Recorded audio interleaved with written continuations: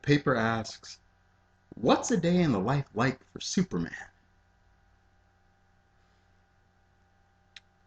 The sun rises. It's 5:30, maybe 6 by the look of the traffic army ant crawling across the grid. Pigeon darts between skyscrapers. An ambulance is leaving a street corner. Before it does, I see her. The black girl being loaded inside, and I sigh relief. At least she's not dead. Not yet. At least this bullet went through her and did not bounce off a chest the reporters will call iron and villain and charcoal paint the front page of the paper. In this city, we are more Gothic than American. The future is the man holding the pitchfork. The wife doesn't talk no more. Realized a long time ago that it is easy to be silent when the past is a treasure locked away out of the frame. Paint the gold. Hide the mine you gutted it from. Hand me the brush and call that a key to the city. The hardest part of being a hero is not the fighting or the protesters. It's all the things that you cannot do. It's the excuses for why things happen the way they happen. A train is late in London and someone is being arrested and assaulted in Sao Paulo. A jewelry store is being robbed in Cairo and a mortuary is being robbed in Baton Rouge. A comedian dies in New York and a picketer dies with him. No one can be everywhere. You only think this divinity into existence, but don't people create all gods? Don't they then wonder why they have such human limitations? The money's power ends at the fingertips of the spender.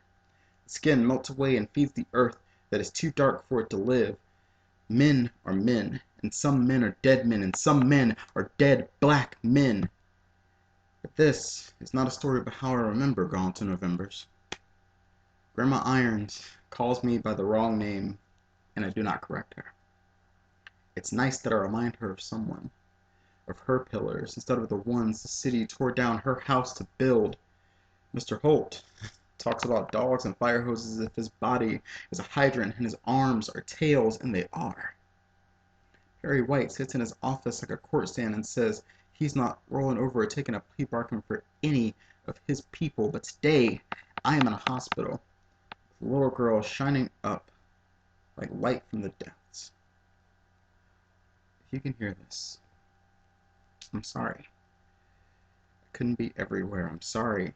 I trusted these people to act like I would, and now all I have are dreams of bulletproof skin when skin should be enough. I said the hardest part of being a hero was being treated like a god. It isn't. The hardest part is understanding that sometimes people want answers more than they want the truth. People want revenge more than they want justice. People want escape more than they want a way. And from the skyscrapers, dawn still calls my name. It knows I am faster than a bullet, but not the mind that pulled the trigger. It knows I am stronger than a locomotive, but not the machinations that made it necessary. It knows how high I can leap, but can't fit or lift this soul from its rest. But it lets me watch as she hopes to do so on her own, which is to say, the whole reason I told this story was to describe the city. All metal and glass, only touching in riots and marches, and this little girl being stretchered away. Blood and tears mixing like fresh water. The one who plays with toy rocket ships and handed one to me so that I could fly up, up and away, and in my dream, she flies with me. In my dream, there is no Twilight 911 call. In my dream, the girl lives. In my dream, the dead girl lives. In my dream, the dead black girl lives. And I have to dream. Dreams save us. Dreams lift us up and transform us, and on my soul, I swear, until my dream of a world where dignity, honor, and justice are the reality we all share, I will never stop fighting. I see all of this before morning coffee.